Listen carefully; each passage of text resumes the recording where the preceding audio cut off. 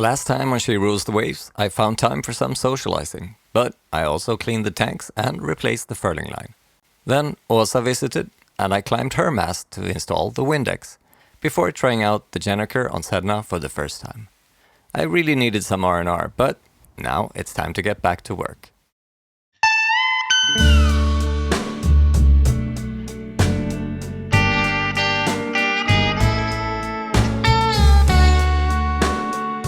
Hi, my name is Linus Jackson and I'm a sailor, musician and father of two. I bought my boat Sedna in Italy and have spent the last 2 seasons sailing her to her new home in the south of Sweden. It's been an incredible journey, but now it's time to roll up the sleeves and get her ready for the adventures to come.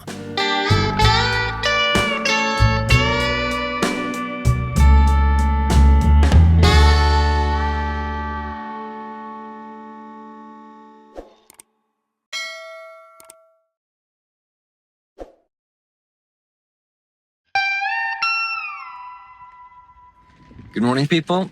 It's now May, and I've been back in civilization and at work for a few days, but I've still been living in the boat pretty much the last week, and it is awesome.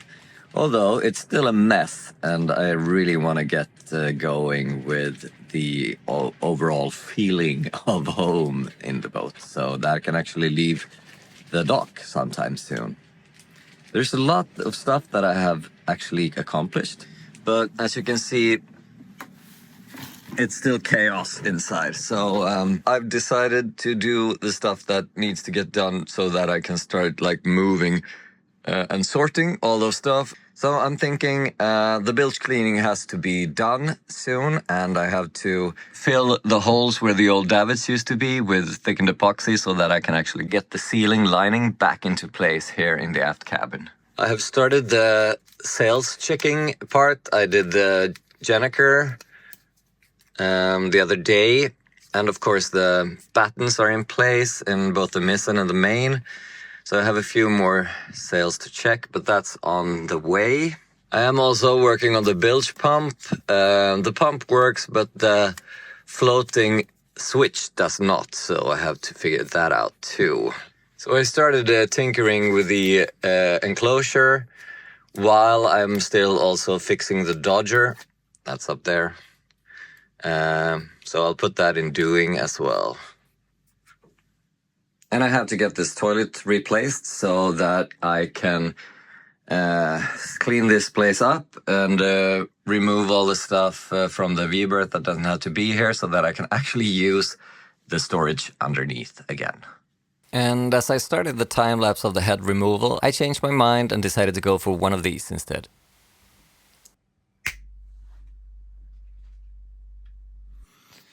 Right, so before I install the new toilet, the thing that I have to do, of course, is to turn this 90 degrees, and I have to make sure I do it the right way.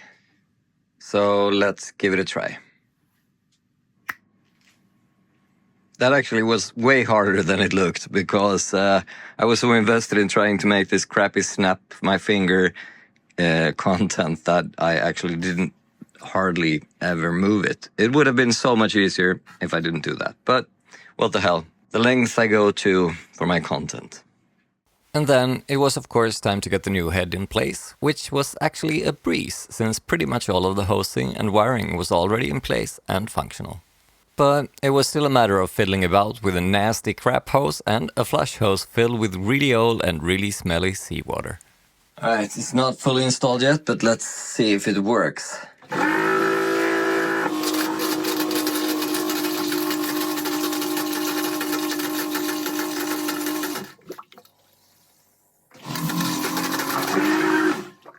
Alright, that's some nasty stuff. There we go.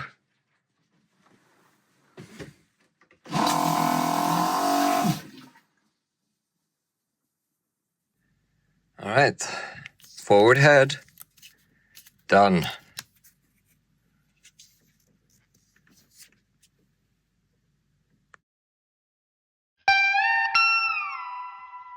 Okay, so before we return to the rest of that day, let's do a little intermission from a few days later when a package with our new, kind of experimental and really cheap dinghy arrived. I brought Egil, my oldest son, to check it out.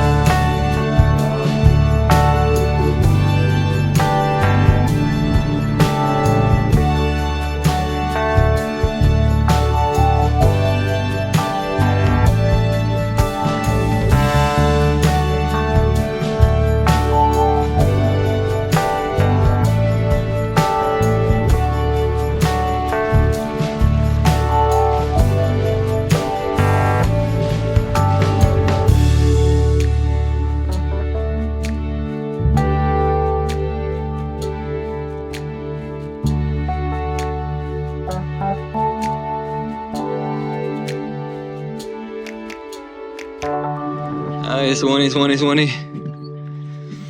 You're not the one I'm filming. This is the one I'm filming. Nice. I will call that a success.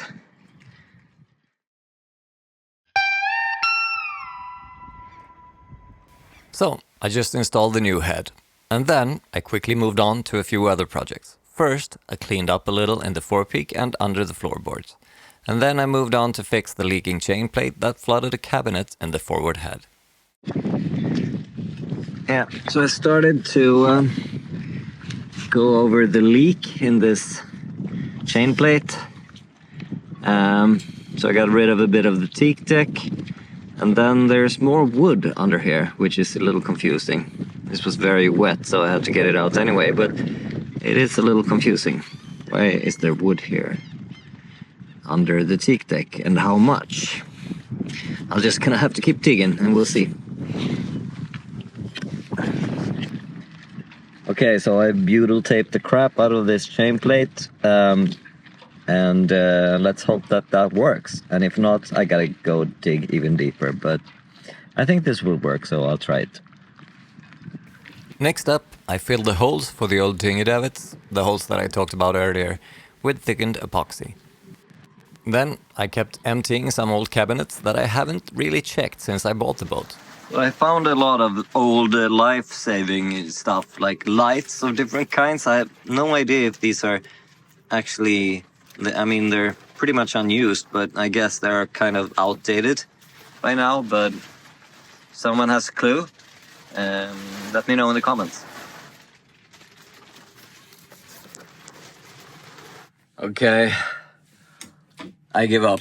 I've been trying to get these slats back, the inner ceiling back, but I just can't hold for all that I'm worth at the same time as I'm trying to get the screw to stick. So I need help. This will have to wait. Well, I got so frustrated with the ceiling that I just packed my bed up and decided to put the sails in here for now and go home. Of course, that doesn't mean that I'm actually done with boat work, but for now I am, because tomorrow I gotta pick up the kids, and that means I gotta go home and take care of some stuff in my apartment. So, well, I guess I can only say that I'm really happy that you are following my channel, and sometimes I know I'm a bit unorganized, but I'm doing my best. So thank you so much for following. Please give this video a like, say hi in the comments, or go to our Patreon page and see if you want to join the crew, because we have some specialties over there and we can always chat together if you think that you can help me in my progress somehow. Or maybe if I can help you with my experience. So click the subscribe button and the little bell, and until next time, take care.